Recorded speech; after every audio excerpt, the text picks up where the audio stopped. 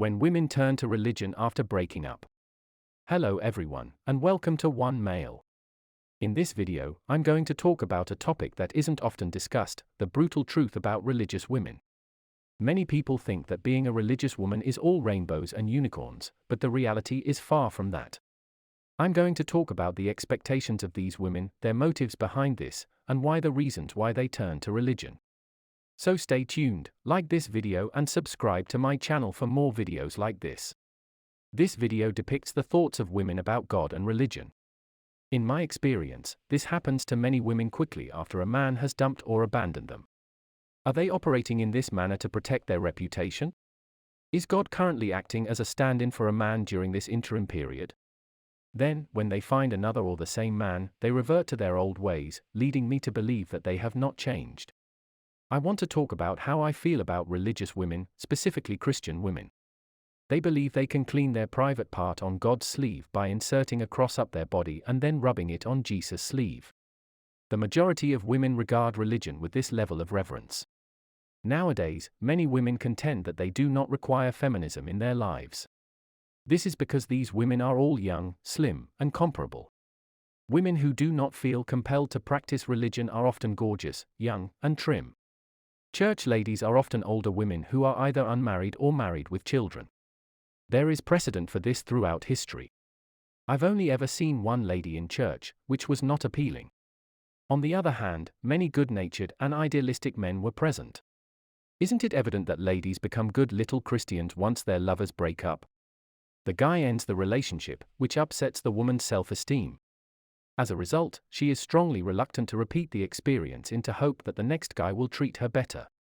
She is willing to go to any length, including becoming religious, to capture the heart of a guy who will be filled with sorrow if he ever abandons her. Furthermore, religious men face significant peer pressure from other males in their faith to preserve their ties with the women in their lives. If I were a woman, I would look for guys in churches because I know the men there will be more faithful to me and will not be misleading. I wouldn't bother seeking a woman in a church if I were a man. However, being cheated on is not something that most women experience. Most of the time, the issue unfolds oppositely. A lady attends church to become a part of the community since she is unattractive and lives in constant fear of her partner cheating on her. Following that, they seek out so-called religious men to wield power over them. When this occurs, you will notice things returning to their former glory.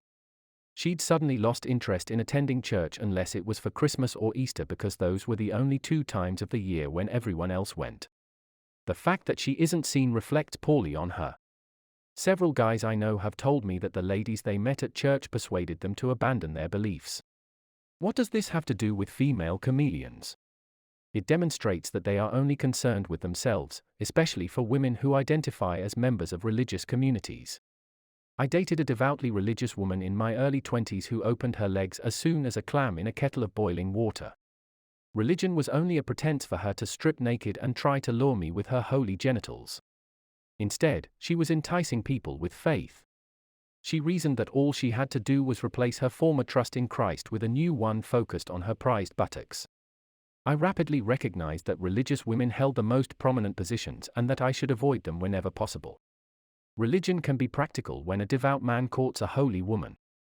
On the other hand, he is easier to deceive because he is usually young, inexperienced, and presumably sheltered, and he is also far more likely to fall for her deception.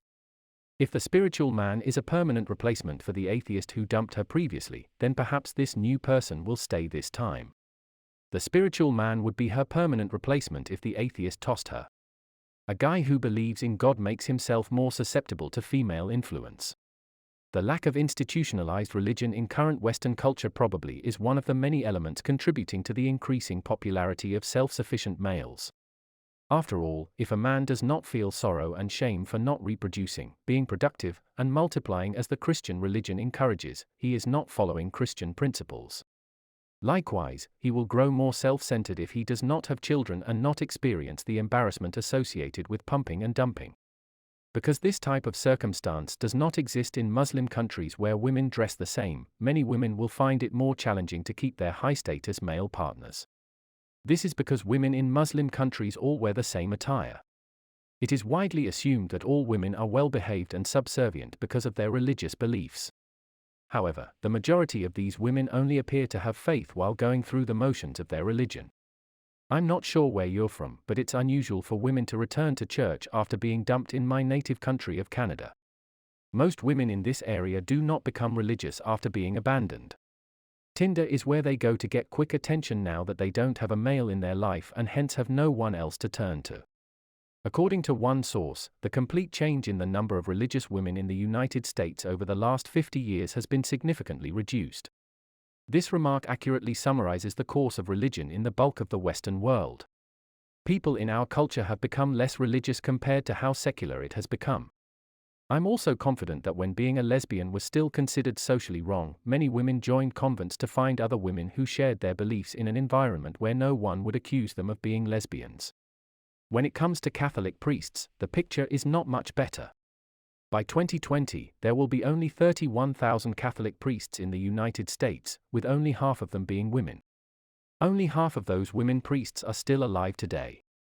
There are more priests between the ages of 80 and 84 than between the ages of 30 and 34.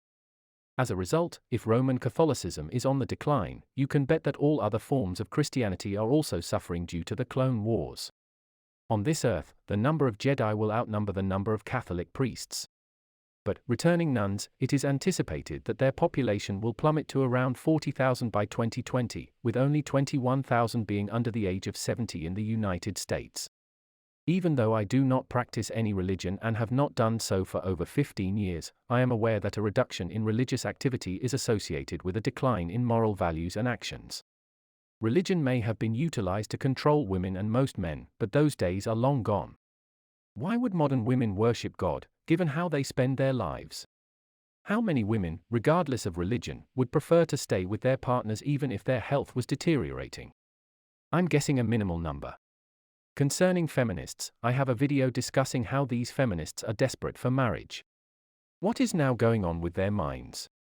Could this be a trap? Check it out, and let's dive deeper into this topic and understand what they want.